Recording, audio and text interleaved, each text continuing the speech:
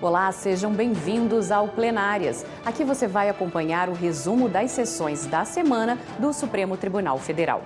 O plenário decidiu que são inconstitucionais trechos de duas leis do Pará que davam autonomia financeira e administrativa ao MP de Contas do Estado e dos municípios. E mais, Judiciário, Executivo e Legislativo assinam pacto pela transformação ecológica. Acompanhe com a gente aqui na TV Justiça. O Plenárias está no ar.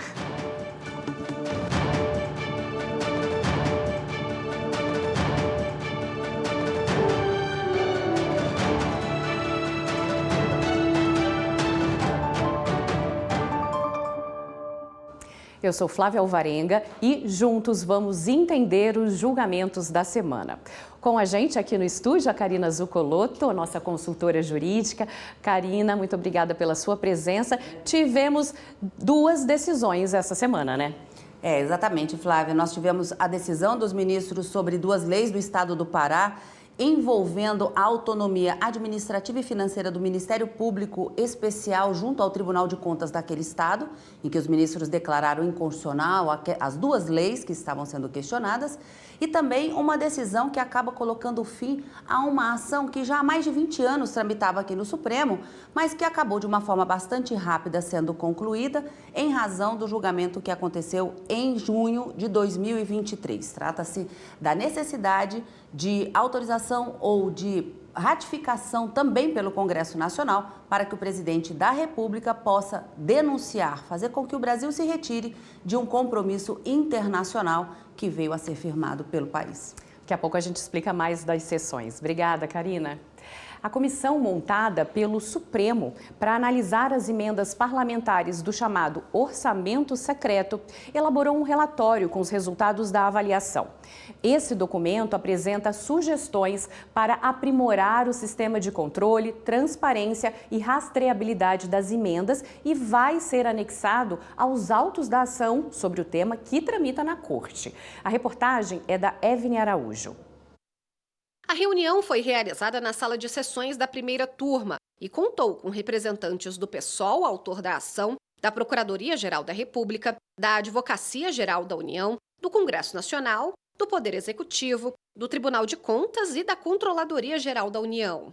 O relatório apresentado traz informações detalhadas sobre quais dados estão disponíveis ao público, onde eles estão, quanto dinheiro está envolvido e as informações que precisam de rastreamento. A elaboração do documento levou em conta as questões levantadas na audiência de conciliação designada pelo ministro Flávio Dino no início do mês para identificar dados e demais procedimentos necessários ao cumprimento da decisão do Supremo, que declarou inconstitucional a prática do orçamento secreto. O relatório sugere que o Executivo migre todo o sistema de pagamento das emendas parlamentares para o sistema transfere.gov, para ampliar o rastreamento dos recursos. Assim, a Controladoria-Geral e o Tribunal de Contas da União vão poder acessar em tempo real todos os dados. A mudança resolveria um dos pontos sensíveis de transparência, que é deixar claro quem indicou, qual o valor a ser pago e para onde vai o dinheiro repassado. Outra sugestão é a continuidade de convênios financiados por emendas de comissão ou relator geral que estejam com obras iniciadas ou sejam destinadas a entes federativos em situação de calamidade reconhecida pelo Poder Executivo. Os novos empenhos, por outro lado, só devem ser feitos pelo Executivo quando houver informações completas sobre as indicações dos parlamentares solicitantes ou apoiadores de determinada emenda de comissão.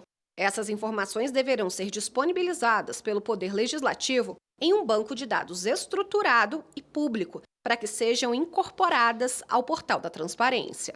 O relatório técnico será anexado à DPF 854, que trata exclusivamente das emendas de relator e de comissão. O Supremo Tribunal Federal julgou parcialmente inconstitucionais trechos de duas leis do Pará que davam autonomia administrativa e financeira aos ministérios públicos especiais que atuam nos tribunais de contas do Estado e dos municípios. A repórter Marta Ferreira acompanhou essa sessão. O questionamento foi feito pelo então Procurador-Geral da República, Rodrigo Janot. Um dos argumentos é de que o Supremo já possui entendimento no sentido de que os órgãos do Ministério Público que atuam perante os tribunais de contas não dispõem de autonomia administrativa e financeira. Já para o governo do estado do Pará, a Constituição não proíbe a autonomia administrativa e financeira dos Ministérios Públicos de Contas, o que daria margem para que os estados editassem normas sobre o tema. E a legislação paraense prevê essa autonomia há 70 anos. O caso era julgado no plenário virtual, mas um pedido de destaque levou a questão para o plenário físico, começando o julgamento do zero. O relator é o presidente ministro Luiz Roberto Barroso. Ele votou pela inconstitucionalidade dos dispositivos questionados, por entender que, embora a independência funcional seja assegurada pela Constituição, as garantias institucionais do Ministério Público tradicional não se aplicam ao Ministério Público de Contas. A autonomia administrativa e financeira não foi estendida a esse órgão. Nesse cenário, e tendo em vista a exigência de se manter a jurisprudência estável, íntegra e coerente, como preconiza o Código de Processo Civil no artigo 926, a mesma linha de posicionamento deve ser aplicada às legislações que regem o Ministério Público de Contas do Estado e dos municípios do Estado do Pará, concedendo-lhes indevidamente autonomia administrativa e orçamentária. O ministro André Mendonça, autor do pedido de destaque, votou na sequência e abriu divergência. Agora, esses membros terão suas garantias funcionais de independência, mas esse dispositivo ele não consegue ir além para garantir as reservas de independência da própria instituição financeira e administrativa. Portanto, entendo que essa é a primeira vez que nós nos deparamos com uma discussão dessa natureza. Ora, se ele não garante, o artigo 130, como de fato não garante, que haja a independência administrativa e financeira da instituição, a pergunta que eu faço na sequência, ele impede? Eu entendo que não. Da leitura do dispositivo, eu não entendo que haja esse impedimento, esse impeditivo.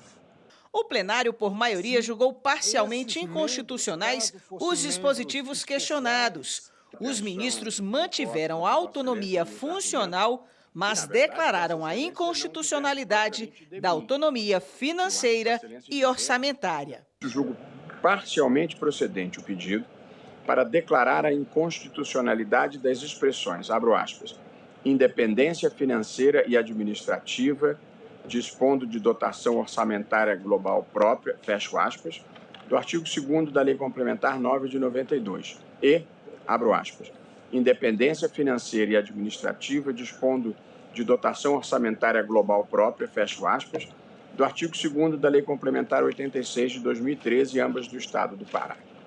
Julgo improcedente o pedido quanto à expressão, aspas, independência funcional, fecho aspas, contida no artigo 2º da Lei Complementar 86 de 2013.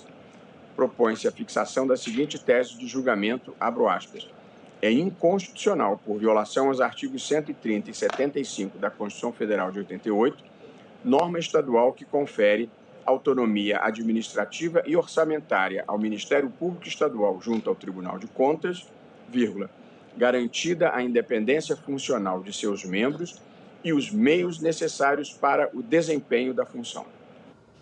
Karina, acabou prevalecendo a jurisprudência do tribunal, né? A Constituição prevê apenas autonomia funcional ao MP de Contas junto aos tribunais de contas. A questão de independência administrativa e financeira não, caiu, não vale mais.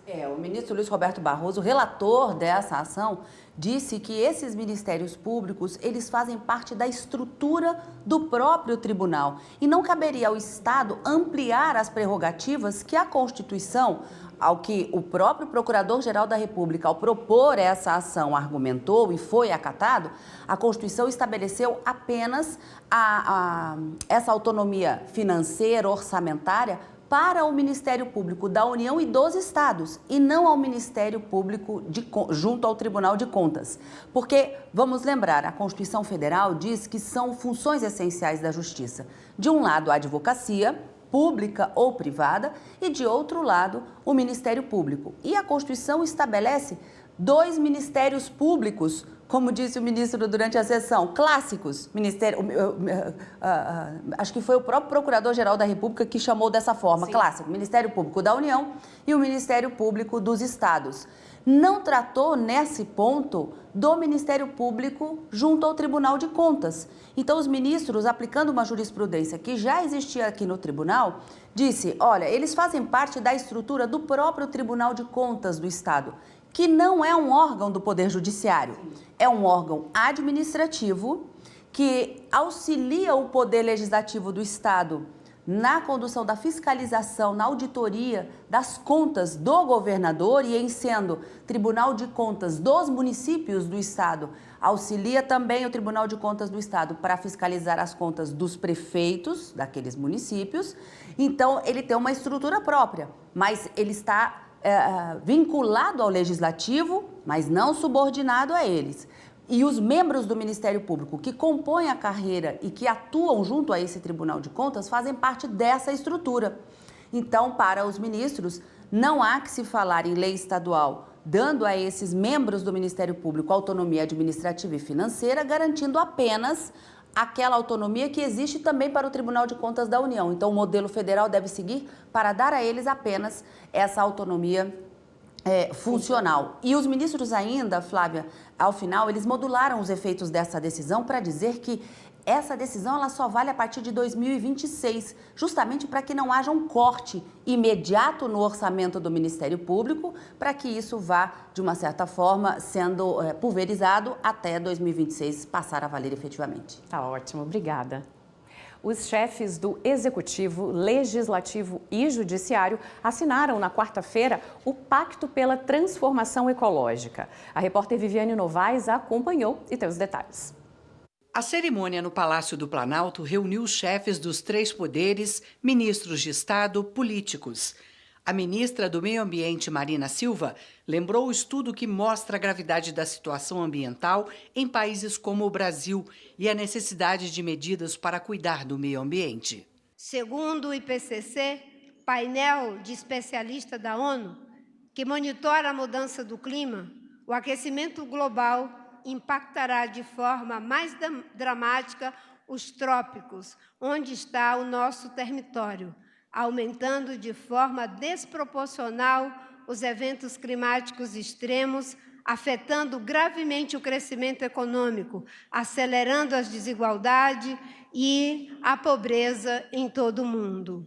O Pacto pela Transformação Ecológica pretende adotar uma série de medidas legislativas, administrativas e judiciais para o desenvolvimento social e econômico a partir de relações sustentáveis com a natureza. O pacto marca a primeira vez que os 3 poderes se unem em torno da agenda ambiental e climática para definir um novo rumo de desenvolvimento para o país. São 3 eixos de ação: ordenamento territorial e fundiário, transição energética e desenvolvimento sustentável com justiça social, ambiental e climática.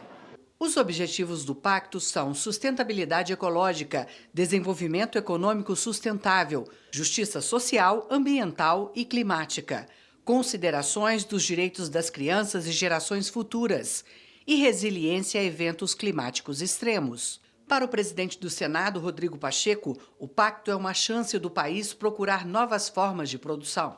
Temos a oportunidade de focar em novas formas de produção que possam gerar desenvolvimento de forma neutra, formas de produção que não agravem o efeito estufa e sobrecarreguem o meio ambiente, formas de produção que não promovam a poluição dos rios, o esgotamento dos recursos naturais e o desmatamento de nossas florestas. O presidente da Câmara dos Deputados, Arthur Lira, falou da responsabilidade com as riquezas naturais.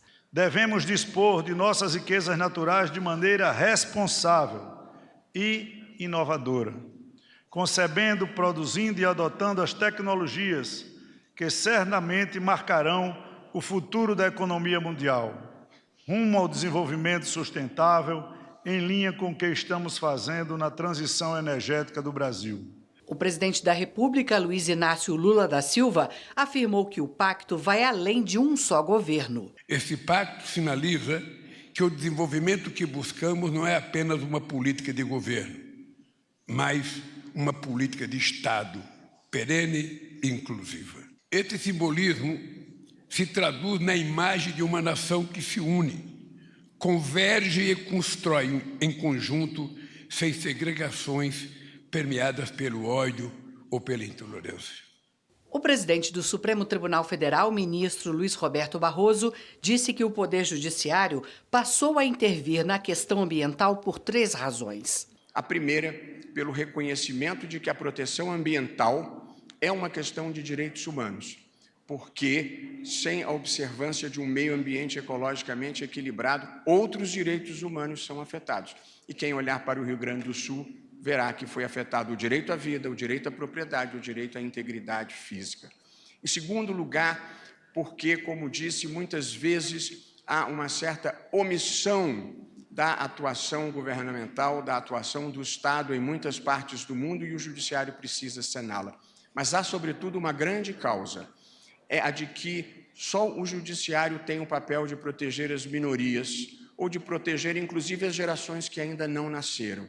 E, portanto, o conceito de justiça intergeracional que está presente na Constituição brasileira é uma das motivações da atuação do Poder Judiciário nessa matéria. E o terceiro e último conceito é o de transição energética. O ministro falou também da necessidade de se superar o negacionismo. Ainda tem muita gente que não acredita que nós temos um problema real afetando a humanidade, apesar de a quase totalidade dos cientistas documentarem que é a atuação do homem na Terra que está produzindo essa consequência. O Supremo discute a suposta omissão do Congresso Nacional em regular a proteção de trabalhadores frente à automação. Os detalhes com a repórter Marta Ferreira. A automação é o uso da tecnologia para agilizar processos e tarefas, reduzindo a necessidade da intervenção humana. A Constituição Federal prevê que uma lei deveria tratar das medidas de proteção aos trabalhadores diante da crescente mecanização do sistema produtivo. Em 2022, o então Procurador-Geral da República, Augusto Aras, ajuizou uma ação apontando mora do Congresso Nacional em regulamentar dispositivo da Constituição Federal que confere aos trabalhadores urbanos e rurais o direito social à proteção contra a automação. Assim, pede que o Supremo declare a omissão por parte do Legislativo e que fixe prazo razoável para que edite norma federal sobre a matéria. O processo foi levado para ser analisado no plenário. O relator é o presidente ministro Luiz Roberto Barroso. O único a se manifestar foi o advogado da Central Única dos Trabalhadores, que citou pesquisa sobre a perda de postos de trabalho no Brasil em função da crescente automação e destacou a necessidade de debater e regulamentar os padrões de proteção e políticas do trabalho humano, sob pena de permitir demissões em massa. Foi constatado que 65% das empresas analisadas vão aumentar o ritmo de digitalização nos próximos anos, o que, consequentemente, acarretará demissões em massa. Ou seja, excelências, frente a essa dura realidade, se não houver uma firme atuação desse Supremo Tribunal Federal na promoção dos valores sociais do trabalho, o objetivo fundamental de a República Federativa do Brasil, erradicar a pobreza e a marginalização e reduzir as desigualdades sociais e regionais, assim como a observância da busca do pleno emprego como princípio a ser valorizado pela ordem econômica, poderão se tornar, em curto espaço de tempo, disposições constitucionais vazias de significado e de senso republicano. Depois da sustentação oral, o julgamento foi suspenso e será retomado em uma outra data, ainda sem definição. Nessa sessão foram feitas as sustentações orais. A gente teve a fala das partes envolvidas, ouvimos há pouco o advogado. O voto dos ministros, a questão do mérito em si, vai ficar para depois. Gostaria, Karina, que você explicasse essa dinâmica. Olha só, Flávia, desde que o ministro Luiz Roberto Barroso assumiu a presidência da Suprema Corte, há aproximadamente um ano, ele disse que para alguns temas haveria uma modificação nos julgamentos no plenário, sendo realizado em duas fases, em duas etapas. A primeira deles seria justamente essa apresentação do relatório e também das sustentações orais, quando então a sessão seria suspensa, para em outra oportunidade o tema voltar ao plenário para o debate dos ministros. Essa dinâmica vem sendo utilizada em alguns temas que são escolhidos pelo próprio presidente, tanto que é ele quem faz essa pauta dirigida do plenário toda quarta e toda quinta-feira, o que é que vai ser julgado, o que é que vai ser discutido, e essa vem sendo a dinâmica para esses temas, inclusive essa ação direta de inconstitucionalidade por omissão, tratando dessa suposta mora legislativa em se criar uma lei para proteger os trabalhadores em relação a essa automação. Então, esse é um tema que a gente já tem encontro marcado. Não tem data ainda, mas com certeza volta ao plenário, Flávia. Em breve, né? Provavelmente. Obrigada. Durante a semana, influenciadores digitais participaram de um encontro no Supremo Tribunal Federal. O STF tem pensado em formas de se comunicar melhor com a sociedade por meio do trabalho dessas pessoas nas redes sociais. E quem acompanhou foi a repórter Carolina Chaves. Os 25 criadores de conteúdo virtual têm milhões de seguidores e as redes sociais podem levar o judiciário para mais perto da sociedade por meio da linguagem simples, defendida por Barroso, inclusive para todos os tribunais. O direito já tem complicações, mas a ideia da linguagem simples é não permitir que a linguagem seja um instrumento de poder e que afaste do debate aquele que não tem a chave do conhecimento. Portanto, eu procuro falar e escrever de uma maneira que qualquer um possa participar daquele debate que eu estou fazendo. Então, o pacto pela linguagem simples significa escrever com sujeito, verbo e predicado, sempre que possível nessa ordem, e não usar palavras desnecessariamente difíceis. O ministro e vice-presidente do Supremo, Edson Fachin, que se considera um aprendiz das redes sociais, participou do encontro, que para ele é muito importante para traduzir de forma responsável o impacto das decisões da Justiça. Vocês estão, embora de terno e gravata, mas estão contemplando um dinossauro cibernético e, portanto, claro que eu sou da espécie em extinção, mas tenho aprendido e procurado, obviamente, aprender e reaprender continuadamente, especialmente para não cair em qualquer tipo de divinização e nem de demonização. É preciso olhar as inovações e a revolução tecnológica com o olhar devido de respeito. O encontro faz parte de um programa institucional do STF de combate à desinformação. O objetivo principal é aproximar o STF a esses influenciadores que prestam um grande serviço com conteúdo oficial e de responsabilidade. Entre os temas abordados hoje, algoritmos criados para impulsionar temas racistas, crimes de gênero, entre outros, e polarização política. A atuação do Supremo na equidade de gênero e de raça também foi debatida. Larissa é criadora de conteúdo de moda e beleza para mulheres negras há 6 anos. Para ela, esse contato com o judiciário tem o mesmo papel do canal dela, dar voz e vez à mulher negra. Quando você se sente bem, se sente confortável, você se empodera, inclusive, para garantir que discursos como esse do ministro, eles sejam levados a mais pessoas. Você se informa, você se instrui, e é isso que eu levo para as meninas, através da autoestima, do autocuidado, que elas busquem se instruir, estudar e construir uma autoestima completamente inabalável. Aline de Assis é motorista de aplicativo e relata o cotidiano da profissão e da cidade de Brasília no Instagram. O público é variado. Eu consigo falar de maneira muito mais clara para as pessoas que me seguem como funciona aqui dentro. Eu consigo ter uma noção mais de responsabilidade do que eu posto e compartilho com as pessoas que me seguem. E foi importante esse evento para a gente ter essa dimensão. O cientista e biólogo Átila Yamarino descobriu na internet um meio de contar o que aprende com o estudo sobre vírus.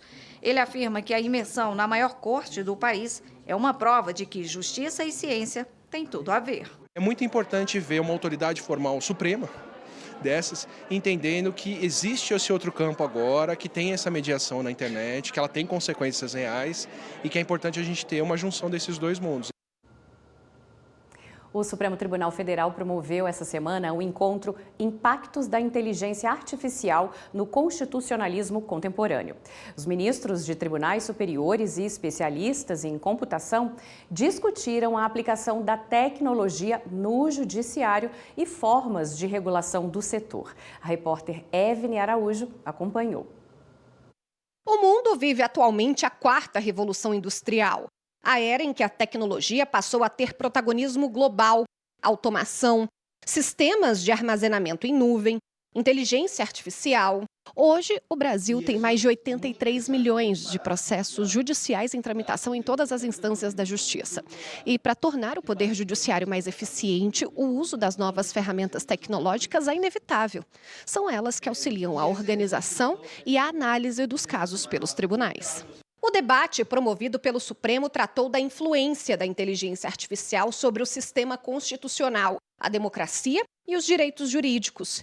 O presidente do STF, ministro Luiz Roberto Barroso, destacou que o judiciário brasileiro está avançado na utilização da nova tecnologia. O Brasil está na frente, não propriamente na pesquisa e na inovação, mas na utilização. Poucos países do mundo têm o nível de digitalização que o Brasil tem, porque poucos países do mundo têm 80 milhões e 300 mil processos em tramitação. Na verdade, 83 milhões e 800 mil processos em tramitação, de acordo com o Justiça em Números. Vitor, Vitória e Rafa são nomes comuns no Supremo Tribunal Federal. Elas são as inteligências artificiais da Corte que identificam processos que já têm solução definida, que unem temas para serem julgados em conjunto e que monitoram a aplicação dos Objetivos de Desenvolvimento Sustentável da Agenda 2030 pela Corte. O ministro Gilmar Mendes, decano do STF, ponderou o poder transformador da inteligência artificial em todos os setores, mas reforçou a necessidade de regulação das plataformas hoje disponíveis. A regulação da IA não deve ser vista como um obstáculo ao processo tecnológico, mas sim como um facilitador do desenvolvimento responsável e sustentável dessa tecnologia. A transição do sistema de justiça para as novas tecnologias deve ser feita de forma justa e equitativa. É o que considera a ministra Edilene Lobo, do Tribunal Superior Eleitoral. Para ela, novos protocolos de julgamentos devem ser considerados para combater discriminações ainda existentes no país. Nós precisamos enfrentar a perpetuação dessa matança no plano físico para o extermínio das mulheres no plano virtual.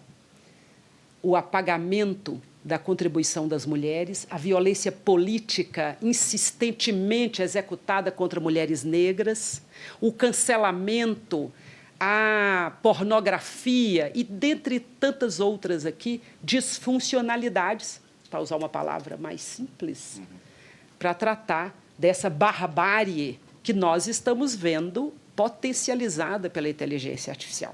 7 pesquisadores de universidades do Brasil e de outros países expuseram um pouco dos estudos que realizam sobre inteligência artificial, democracia, ética e regulação das novas tecnologias. No evento também foi lançado o documentário Juris Máquina, que fala sobre a fusão do direito com a inteligência artificial. Esta edição do Plenárias termina aqui. Karina, muito obrigada pela sua participação, pela sua presença.